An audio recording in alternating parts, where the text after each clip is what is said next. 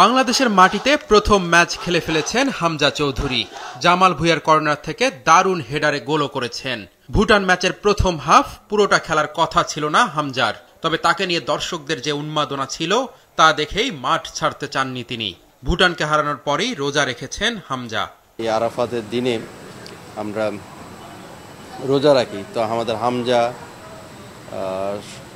ও যখন দেখলো যে আমরা সবাই আমাদের সাথে তারাও রোজা রাখছে, তো তখন সকাল থেকে সে বলতেছে যে আমি সকালের এটা তো ব্রেকফাস্টে থেকে থাকতে পারতেছি না, তা আমরা ওকে রেস্ট দিলাম। 2019 সালে এএফসি কাপে আবাহনীর হয়ে উত্তর কোরিয়ার ক্লাব এপ্রিল 25-এর বিপক্ষে দুর্দান্ত একটি গোল করেছিলেন সোহেল রানা, যেটা সেরা গোল নির্বাচিত হয়েছিল। দীর্ঘদিন পর ভুটানের সাথে দারুণ গোল করার অনুভূতি জানিয়েছেন জাতীয় দলের এই মিডফিল্ডার। আমার গোলের থেকে ইম্পর্টেন্ট হচ্ছে বাংলাদেশ টিম। সো আমি মনে করি আমি টিমের জন্য কিছু করতে পেরেছি, এটা আমার কাছে খুব ভালো লাগছে। আর যেহেতু কালকের ম্যাচটা মূলত ছিল সিঙ্গাপুরের সাথে আমরা কীভাবে খেলবো, সো ওই জিনিসটাই আমাদের মেইন ফোকাস ছিল। হামজা যেহেতু ওর আমাদের বাংলাদেশের মাঠে ফার্স্ট খেলছে আর ফার্স্ট ম্যাচে গোল করছে, এটা একটা এক্সট্রা প্লেয়ারদের মধ্যে একটা আনন্দ বেশি কাজ করেছে। সো আমি মনে করি এই জিনিসটা ইন ফিউচারও আমরা ধরে রাখার চেষ্টা করব, যেন ড্রেসিং রুমে যে হ্যাপিনেসটা থাকে সেই জিনিসটা যেন আমরা কন্টিনিউ করতে পারি। ওয়ালটন আবারও মিলিয়নিয়ার অফারে ওয়ালটন ফ্রিজ কিনে আপনিও হয়ে যেতে পারেন মিলিয়নিয়ার।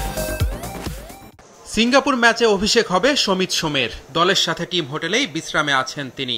বাংলাদেশের আবহাওয়ার সাথে এখনো নিজেকে খাপ খাওয়াতে পারেননি সমিত, তবে চেষ্টা করছেন দ্রুত মানিয়ে নেয়ার। সে আসলে হিউমিডিটির কথা বলতেছে, যে এই হিউমিডিটি গরম, অনেক গরমের কথা সে বলতেছে, কারণ সে এর আগেও বাংলাদেশে এসেছে যখন, তখন সে উইন্টারের টাইম এসেছে, সে এতটা ফিল করে নাই। তো যেহেতু এখন এই বৃষ্টি বা এর মধ্যে কিন্তু একটু গরমটা কম আছে আমি যেটা মনে করি, কিন্তু হিউমিডিটিটা বেশি। আমার মনে হয় সেই 2-3 দিনে প্র্যাকটিস করলে সেই জিনিসটা সে রিকভারি করে উঠবে। বাংলাদেশ ভুটান ম্যাচ নিয়ে সাধারণ ভক্তদের আগ্রহ দেখে অবাক হয়েছেন অনেকেই। স্টেডিয়ামের গেট ভেঙে ভিতরে প্রবেশ করেন দর্শকরা। সেই সাথে ফুটবল ফেডারেশনের অব্যবস্থাপনা নিয়েও অনেকে প্রশ্ন তুলেছেন। টিকিট নিয়েও অভিযোগের শেষ নেই। যে ক্লাবের কারণে প্রাণ আছে দেশের ফুটবলে, তাদেরকেও দেওয়া হয়নি টিকিট। যেসব দর্শক সারা বছর শূন্য গ্যালারি ভরে দেওয়ার চেষ্টা করেছেন, তারাও ছিলেন মাঠের বাইরে। টানা 3 দিন ধরে টিকিটের দাবিতে বাফুফের সামনে অবস্থান করছেন বাংলাদেশি ফুটবল আল্ট্রাস। তারাও এখনো বাফুফে থেকে কোনো সাড়া পায়নি। সালাউদ্দিন যখন ছিল তখন সে বারবার বলেছে হামজাকে আমরা খেলাইতে চাই, বাট হামজা খেলতে চায় না।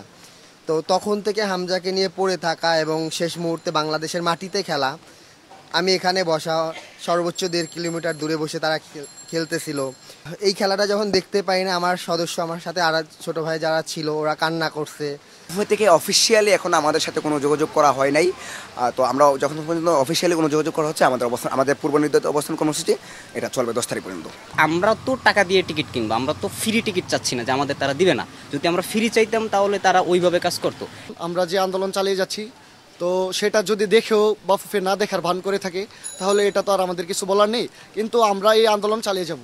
10 জুন জাতীয় স্টেডিয়ামে এএফসি এশিয়ান কাপ বাছাই পর্বে সিঙ্গাপুরের বিপক্ষে ম্যাচ খেলবে বাংলাদেশ।